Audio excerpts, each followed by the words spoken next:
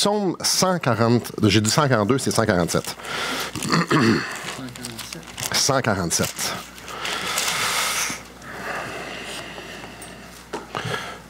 Je vais vous le dire, on est en famille. Jeudi soir, j'ai pogné 2 minutes. J'étais en train d'enregistrer une émission de radio à 6 heures, donc évidemment, j'ai pas écouté le point de presse. Après ça, il y a eu un souper. Et je suis embarqué dans ma voiture, un petit taille de 20 minutes. Ouais, tout seul dans mon char pendant 20 minutes à me regarder le nombril. 20 minutes à me rappeler, à me faire jouer cette cassette-là dans ma tête. Mais je suis écœuré, moi, d'entendre parler du passeport vaccinal. Les mesures sanitaires, plus capables. 20 minutes de temps. Il prévoit un confinement plus serré en janvier. Plus capable d'en entendre parler. Les gens qui s'entre-déchirent. Vaccin, non-vaccin. Ça passe mal. Ça passe pas. Je suis tanné du COVID. Je suis tanné. Je voudrais pas lever la main pour savoir si je suis le seul, là. Je suis tanné que c'est rien que de ça qu'on parle depuis quasiment 2 ans. 20 minutes dans mon char à faire passer cette cassette-là. 20 minutes. Grosso modo, ça s'est terminé en disant « Seigneur, je peux-tu avoir la paix? » Et dans un instant, il me répond « Ben oui. » Et là, pas que j'entends une voix, là. C'est pas ça que j'entends. Non, c'est plutôt que la cassette, elle arrête à un moment donné. Tu sais, t'arrives au bout, puis ça arrête. Je peux-tu avoir la paix? Ben oui, enlève ta tête dedans ton nombril, puis lève les yeux, tu vas voir la paix. Ah, c'est tout? Oui, c'est tout. OK. Frères et sœurs, c'est fou comment on fait juste réorienter nos regards, puis ça change tout qu'est-ce qui se passe en dedans. C'est incroyable. Pendant 20 minutes de temps, moi, je me creusais un trou, puis c'était comme formidable à quel point ma vie était misérable. Et en un instant, je suis comme « Ah, Seigneur, t'es tellement hot. » C'est fou, juste sortir de son nombril. C'est tout. Le message de ce matin a pour but de nous faire du bien. C'est pas la première fois que vous m'entendez parler de ce sujet-là. C'est pas la première fois, c'est pas la dernière fois non plus. Parce que la vérité qu'on va regarder ce matin, j'illustre ça un petit peu. Pour moi, cette vérité-là, c'est un peu comme, tu sais, quand t'es malade, puis là, t'es dans le salon avec ta doudou, puis tu dis, ah là, faut que j'aille me coucher, puis là, faut t'enlèves la doudou, puis là, tu fais de la fièvre. Tu sais, là, tu t'en vas, puis là, tu grelottes, puis tu t'en vas te coucher dans ton lit. Tu sais, le sentiment de faire comme, oh, enfin, je suis arrivé à destination. Tu sais, le réconfort, puis l'apaisement de dire, oh, enfin, je vais avoir chaud. Bien, pour moi, ce sujet-là est un peu comme ça. C'est quoi le sujet? Dieu est au contrôle de chaque circonstance de ma vie. Tout ce qui m'arrive, c'est pour mon bien. Nous savons du reste, frères, que toute chose concourt au bien de ceux qui aiment Dieu. C'est facile, hein? Tout ce qui arrive, Dieu a dit oui. Et non seulement il a dit oui, il a dit Simon, c'est pour ton bien. La souveraineté de Dieu n'est pas juste époustouflante quand on remarque que Dieu a placé des gens, puis tu sais, les circonstances abracadabrantes, puis ils disent comme, ah, comment que tout arrangé ça, c'est extraordinaire, Dieu est formidable. La souveraineté de Dieu n'est pas juste là quand on se sent béni. La souveraineté de Dieu est époustouflante, comme on va le voir ce matin, en toutes circonstances. Donc, ce matin, remémorons-nous qui est au contrôle, pas juste de notre existence, mais de tout ce qui se passe partout, dans toutes les sphères. Donc, avant d'aller dans Psaume 147, je vais lire plusieurs textes qui vont manifester la grandeur ou l'ampleur ou jusqu'où sa souveraineté est manifestée. Les anges. On commence par les anges.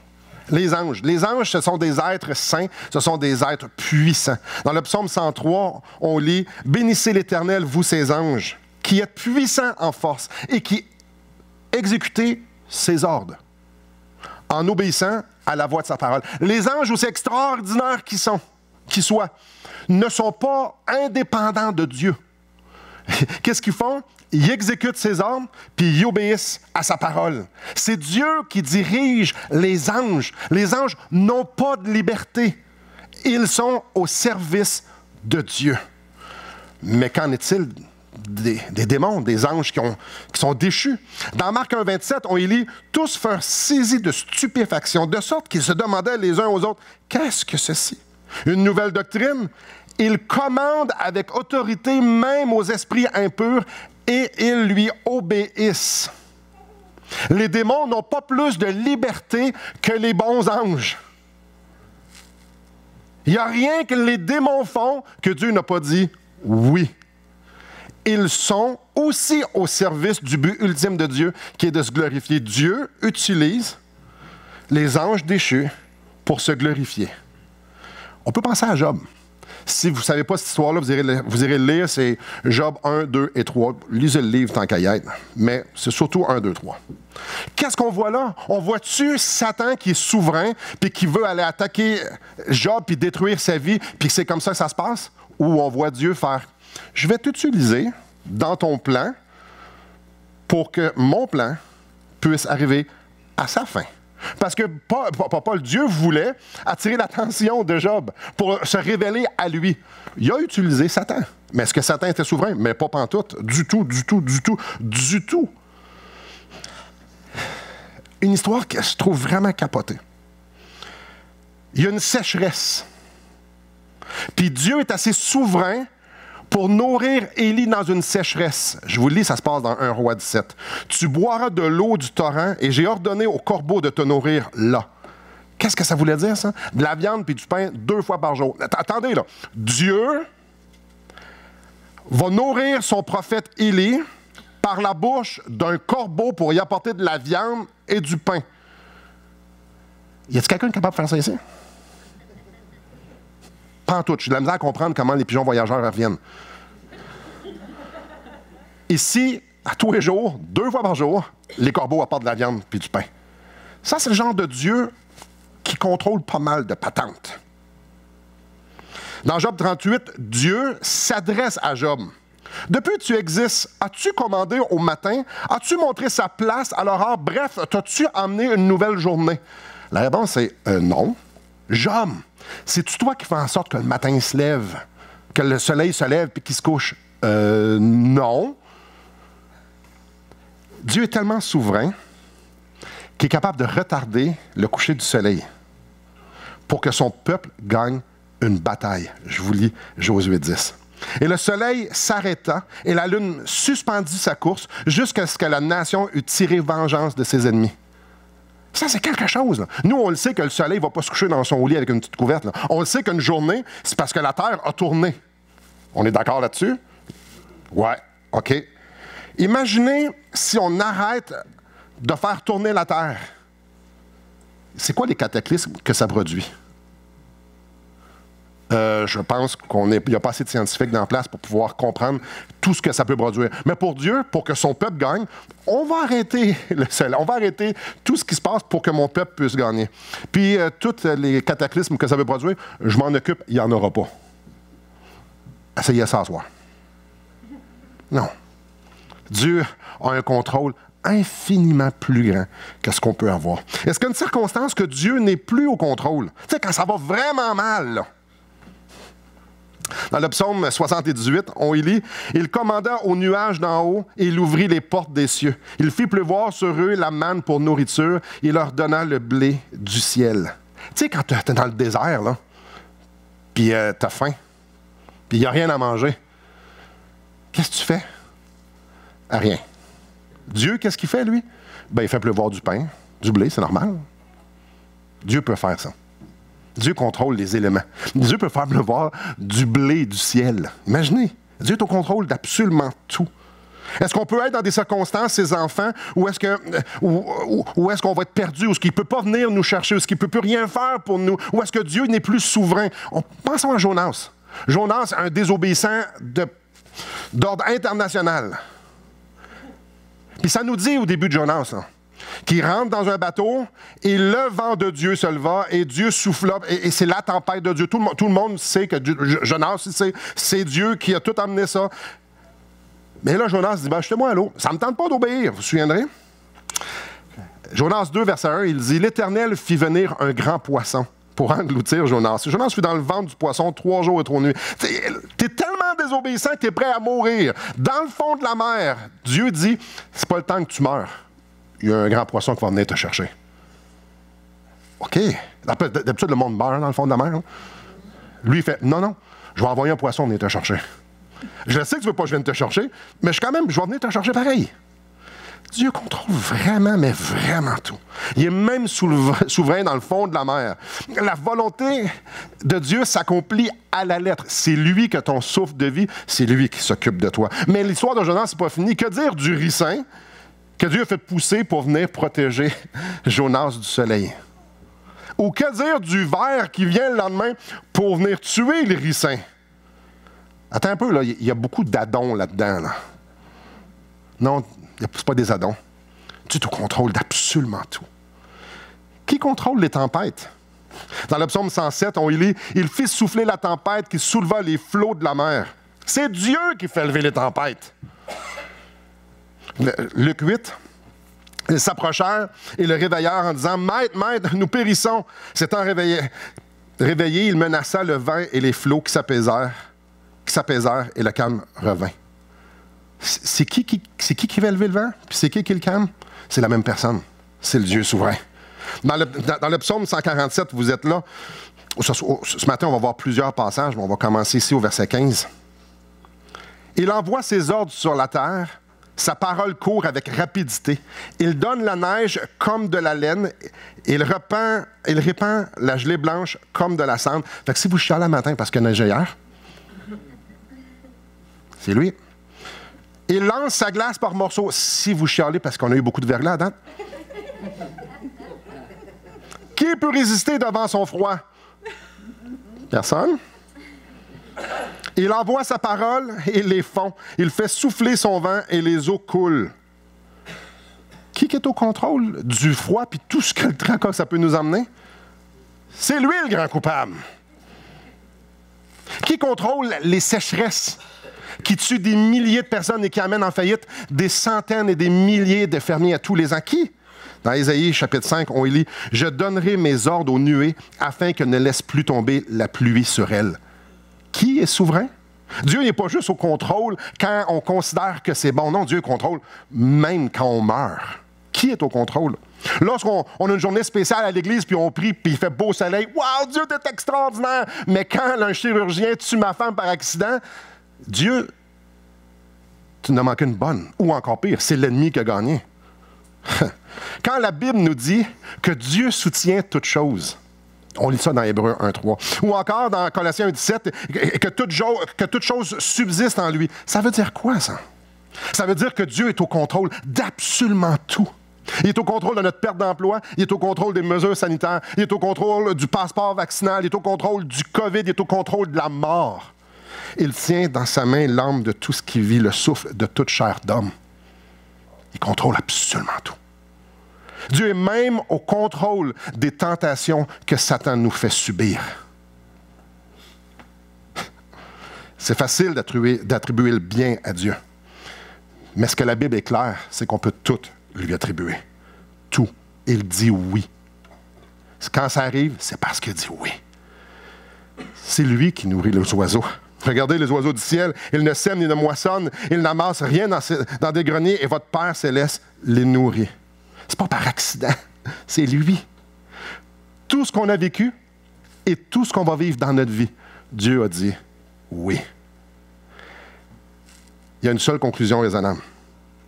Dieu est au contrôle d'absolument tout. Il n'y a rien qui est laissé au hasard. Comme si Dieu regardait l'humanité vivre, fait comme « Oh, là, je dois réagir. Oh, je ne sais plus quoi faire. Oh, je vais aller faire ça. Oh non, le Satan vient de gagner. Qu'est-ce que... » Sérieux?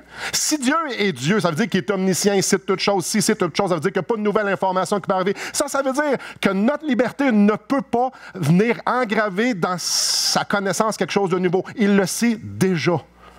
S'il est en train d'improviser, comment tu fais pour écrire la fin de l'histoire? Il n'y a pas d'improvisation. Non, rien ne le surprend. Dieu est Dieu, rien ne lui échappe. Regardons une autre grande vérité. Venez avec moi dans Romains au chapitre 8. Romains, chapitre 8. Une autre très grande vérité, mais je vous l'ai déjà mentionné, c'est laquelle? Verset 28. Nous savons du reste que toute chose concourt au bien de ceux qui aiment Dieu, de ceux qui sont appelés selon son dessein. Regardez bien au verset 31. Que dirons-nous donc à l'égard de ces choses? Si Dieu est pour nous, qui sera contre nous? Regardez sur quoi cet énoncé-là se repose. Lui qui n'a point épargné son propre Fils, mais qui l'a livré pour nous tous, comment ne nous donnera-t-il pas aussi toutes choses avec lui? Qui accusera les élus de Dieu? C'est Dieu qui justifie. Dieu est pour nous. Si Dieu est pour nous, toute sa puissance est sur notre bord. Toute sa souveraineté est manifestée pour notre bien. Jamais c'est contre nous. Il n'y a rien qui m'arrive qu'ultimement, c'est pour me détruire. Parce que Dieu a dit oui. Si Dieu est pour nous, alors tout ce qui m'arrive, c'est pour mon bien. De toute façon, c'est écrit, c'est ça qu'il dit, le verset 8. Toute chose concourt au bien de ceux qui aiment Dieu. Fait que vous pouvez vous ostiner avec moi, vous n'êtes pas d'accord, mais c'est ça qui est écrit. Oui, mais mon voisin qui me fait du trouble, Simon. La femme qui est laissée dans la rue avec ses enfants. C'est quoi ça? L'ivrogne récidiviste qui vient de frapper mon enfant et qui est paralysé. Ou mon enfant qui me renie. Ça c'est très souffrant. Absolument. Mais ce qui est écrit, c'est si Dieu, au verset 31, si Dieu est pour nous, qui sera contre nous? Est-ce que Dieu est moins en contrôle quand ça va mal? Ça, c'est une question qu'on doit se poser. Les circonstances de nos vies sont pour notre bien. Relisez encore et encore le verset 28. Les circonstances de notre vie, c'est pour nous construire. C'est pour nous rapprocher de Dieu. C'est pour nous. C'est pour notre bien. Parce qu'il dit, si j'ai donné mon fils au verset 32, je vais te donner aussi tout ce que tu as besoin. Il y a beaucoup de toutes choses en passant dans ce passage-là. Je vais tout te donner. Toutes choses. Avec moi, on va regarder un exemple dans 2 Corinthiens, chapitre 12. Comment ça se vit, ça? Comment ça se manifeste? La mort, Dieu se glorifie dans la mort. La mort d'un saint, c'est glorieux. Dans la maladie, c'est extraordinaire, la maladie. Dieu se manifeste. J'ai entendu le témoignage de quelqu'un dernièrement qui a dit, moi, je ne veux pas aucune aide à mourir. On va être d'accord avec ça, super. Mais il dit, je veux aussi aucun calmant. Pourquoi? Juste avant de mourir, alors qu'il était pour trépasser, on parle de quelques jours, il dit, donnez-moi même pas de morphine. Il dit, toute ma vie, Dieu m'a comblé. Toute ma vie m'a accompagné dans les pires souffrances. Puis je l'ai expérimenté. Puis aujourd'hui, je veux encore l'expérimenter. Avouez que c'est un autre niveau, hein?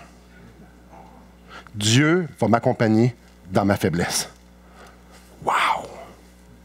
OK. On voit tout ça dans la Bible?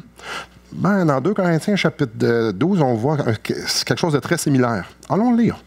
Au verset 7, « Et pour que je ne sois pas enflé d'orgueil à cause de l'excellence de ses révélations, » c'est Paul qui parle ici, « il m'a été mis une écharpe dans la chair, un ange de Satan pour me souffleter et m'empêcher de m'enorgueillir. 3 fois, j'ai prié le Seigneur de l'éloigner de moi. Et il m'a dit, ma grâce te suffit, car ma puissance s'accomplit dans la faiblesse.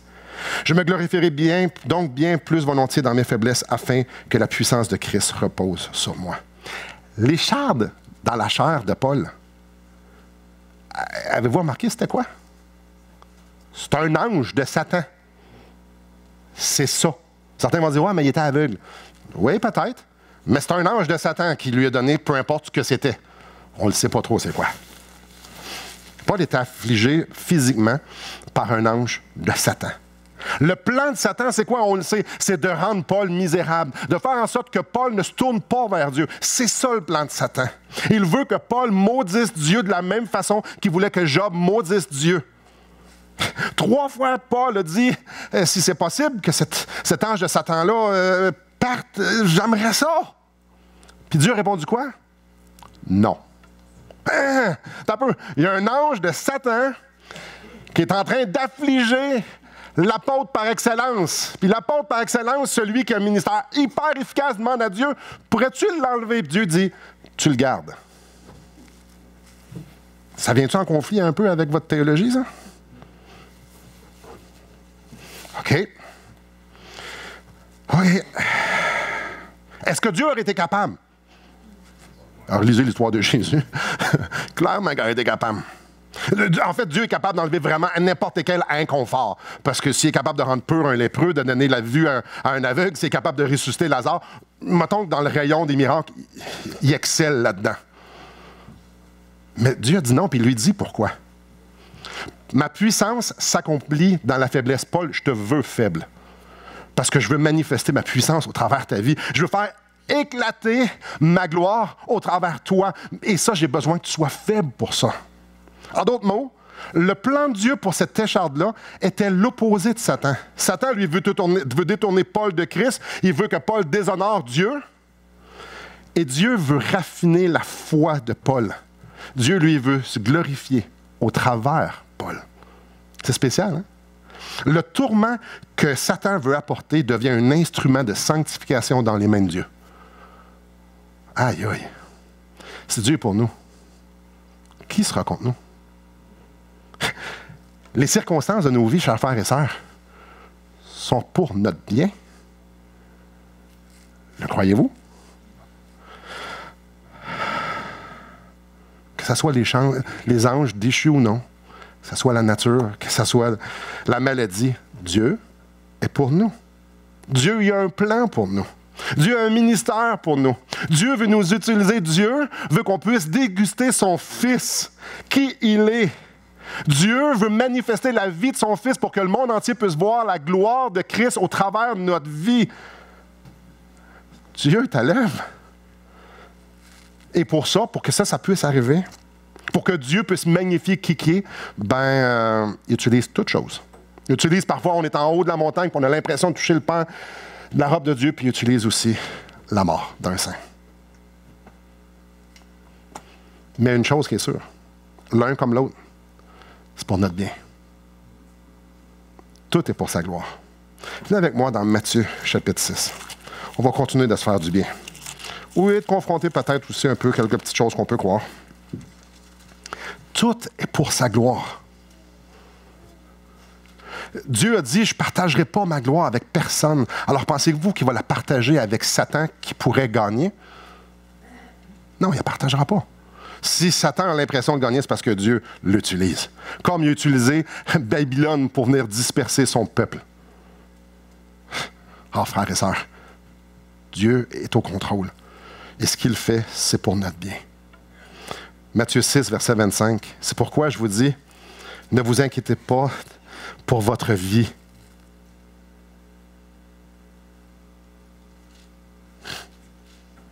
De ce que vous mangerez, ni pour votre corps, de quoi vous serez vêtu. La vie n'est-elle pas plus que la nourriture et le corps plus que le vêtement? Regardez les oiseaux du ciel, ils ne sèment ni ne moissonnent. Ils n'amassent rien dans des greniers. Et votre Père céleste les nourrit. Ne valez-vous pas beaucoup plus qu'eux? Qui de vous, par ses inquiétudes, peut ajouter une coudée à la durée de sa vie? Et pourquoi vous inquiétez au sujet du vêtement? Considérez comment croissent les lys des champs. Ils ne travaillent ni ne filent. Cependant, je vous le dis que Salomon, même dans toute sa gloire, n'a pas été vêtu comme l'un d'eux. Si Dieu revêt ainsi l'herbe des champs qui existe aujourd'hui et qui demain sera jetée au four, ne vous vêtira-t-il pas à plus forte raison, gens de peu de foi? Ne vous inquiétez donc point. Et ne dites pas que mangerons-nous, que boirons-nous, de quoi serons-nous vertus, car toutes ces choses, ce sont les païens qui les recherchent. Écoutez bien ça. Ah, quel baume! Votre Père céleste sait que vous en avez besoin. Cherchez premièrement le royaume et la justice de Dieu, et toutes ces choses vous seront données par-dessus tout. Dans sa souveraineté, Dieu s'occupe des oiseaux. Dans sa souveraineté, Dieu s'occupe des lys des champs. Semaine après semaine, pas semaine, saison après saison, les oiseaux sont nourris et les lys poussent. Et ici, Jésus est en train de dire, ne voyez-vous pas que c'est moi qui fais ça? C'est moi qui s'occupe de ça, c'est moi qui s'occupe, c'est moi qui contrôle tout, c'est moi qui s'occupe de tout ça. Arrêtez de vous inquiéter. Dieu nous dit clairement, Jésus, dans la bouche de notre Sauveur, nous dit, je suis au contrôle de chaque détail de ta vie. Inquiète-toi pas, ça c'est les païens qui s'inquiètent. Toi, tu sais qui je suis, puis tu sais à quel point je t'aime. Arrête de t'inquiéter. Si mon fils est mort pour toi, penses-tu que je vais manquer d'amour pour te donner toute chose, tout ce que tu as besoin pour ton bien? Ah, ce passage est tellement précieux. N'oubliez pas que je suis au contrôle. Quel appel! Il dit, faites juste vous tourner vers moi. Cherchez premièrement le royaume et la justice de Dieu. Ce qui nous amène au dernier point. Dieu est au contrôle, n'est-ce pas? Dieu nous aime, n'est-ce pas? Comment moi je réponds à ça? Je vous pose une question qui est dure. Je vous offre une vie paisible sans Dieu ou une vie de souffrance avec l'assurance que Dieu est pour vous. Lequel vous choisissez? Je répète, 2 choix de destination.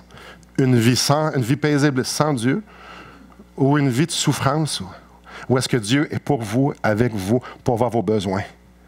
Et vous pouvez l'expérimenter à tous les jours. Laquelle vous choisissez? Peu importe ce qui arrive, Dieu a un but pour nous. Quand je mets ma foi en Jésus, lorsque je deviens enfant de Dieu, ma vie prend soudainement tout son sens. Dieu m'a uni à lui pour que je puisse être un participant de célébrer sa gloire.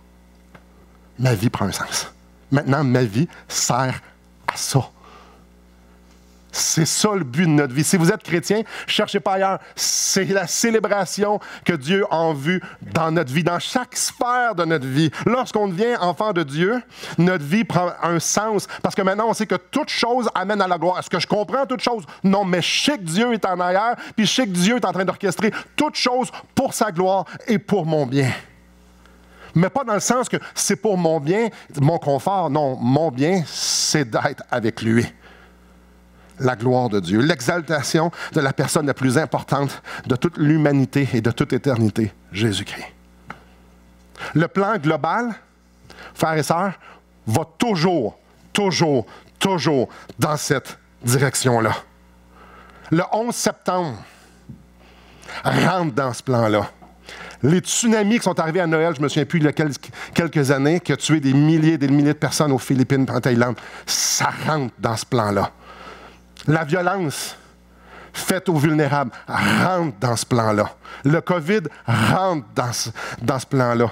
Les viols, tous les abus sexuels qu'il peut y avoir sur les enfants, sur les personnes, sur les adultes, hommes, femmes, ça rentre dans ce plan-là. Les gouvernements rentrent dans ce plan-là. La mort rentre dans ce plan-là. Dieu utilise toute chose pour se glorifier. Maintenant, est-ce un privilège ou une calamité?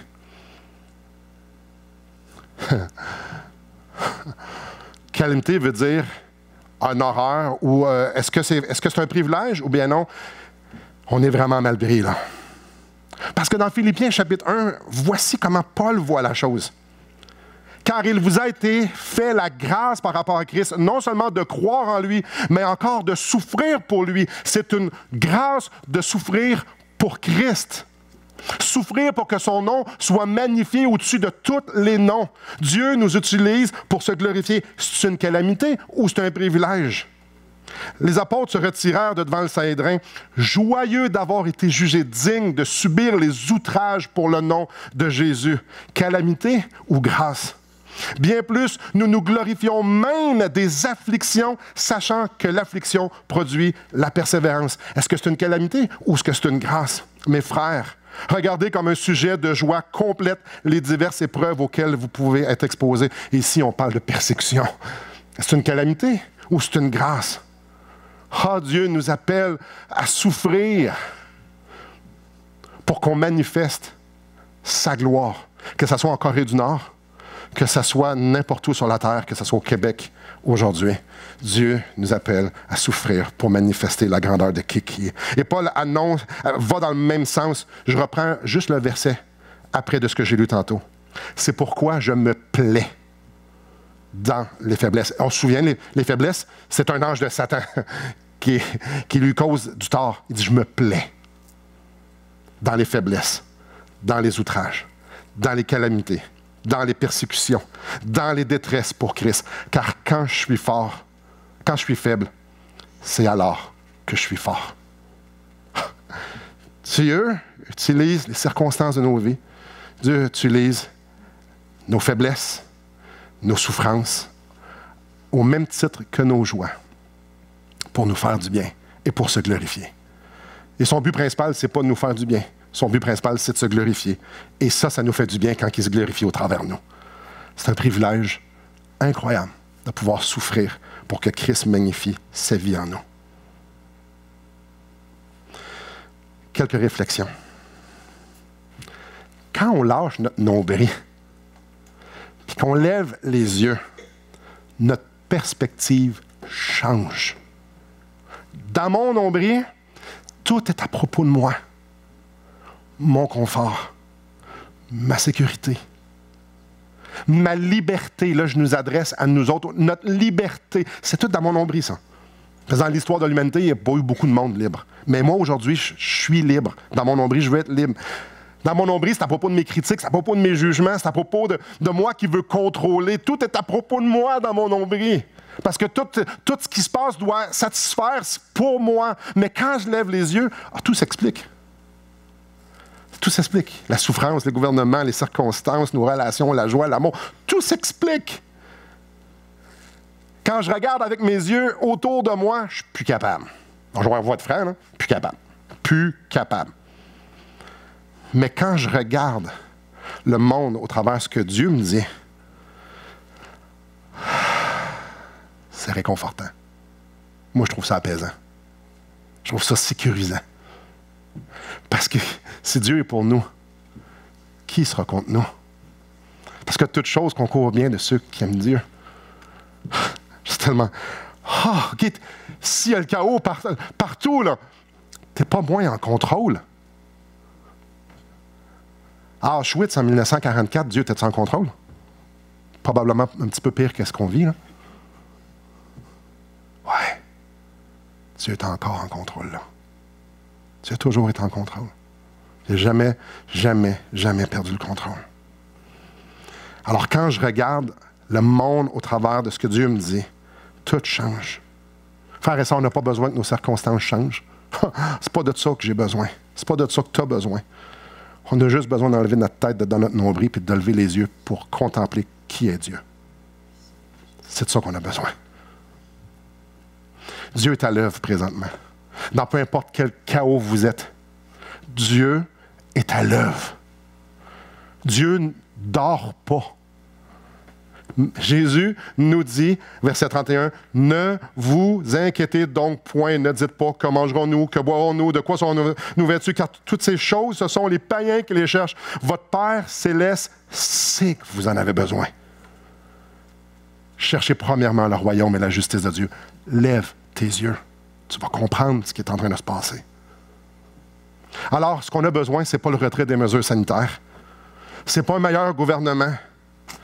Non, ce que j'ai besoin, c'est de me repentir, d'avoir mis ma tête dans mon nombril et de me soumettre à ce que Dieu est en train de faire.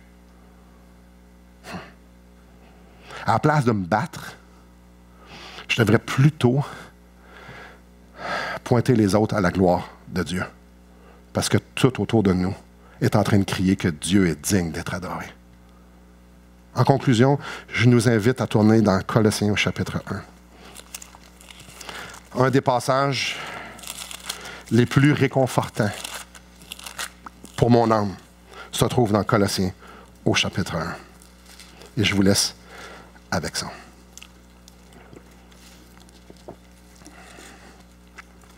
Au verset 15.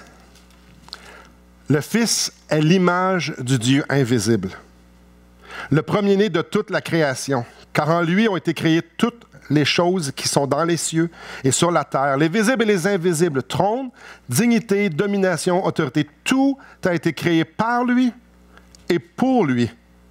Il est avant toute chose et toute chose subsiste en lui. Il est la tête du corps de l'Église. Il est le commencement, le premier-né d'entre les morts, afin d'être en tout le premier. Frères et sœurs, Christ règne dans le monde, dans nos vies, sur son Église. Si on lève les yeux, on va le voir à l'œuvre.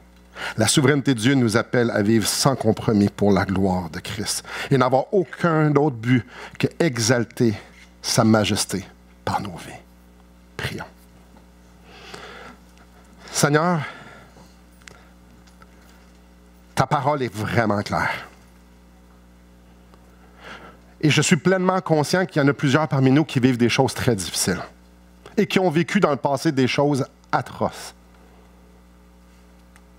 Et Seigneur, j'ai mentionné des grands événements comme Auschwitz. Et il y en a eu plein d'autres, des grands et des petits événements qui ont détruit des vies.